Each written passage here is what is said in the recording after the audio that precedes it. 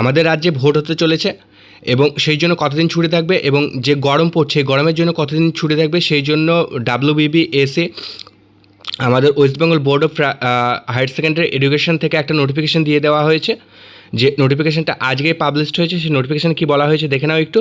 16 April 2024 to 20 April 2024, 5 days only in the districts of Coachbihar, Alipurduar and Jalpaiguri going for election in phase 1 to be held on 19 April 2024। তো 16 April থেকে 20 April পর্যন্ত কোচবিহার, জলপাইগুড়ি, আলিপুরদুয়ারে election vote phase 1 হবে। তো এই কারণে 16 থেকে 20 April এই ডিস্ট্রিক্টগুলো ছুটি থাকবে এবং 24 April 2024 to 27 April 2024, 4 days only in the district of Darjeeling, Kalimpong, Uttar Dinajpur, Dakshin Dinajpur going for election in phase 2 to be held on 26 April 2024। তো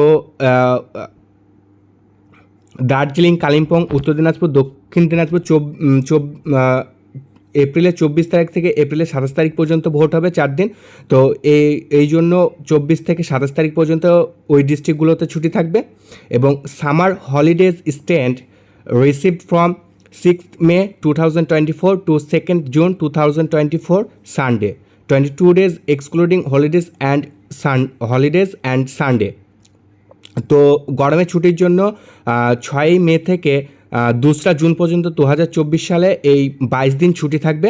তো তোমরা বুঝতেই পারছো যে তোমাদের ভোটের জন্য কয়েকটা জেলা বলে দেওয়া হয়েছে, কয়েকটা জেলা ছুটি থাকবে এবং গরমের ছুটির জন্য 6 মে থেকে 2 জুন পর্যন্ত ছুটি থাকবে। তো তোমাদের জন্য এটা খুবই আনন্দের খবর।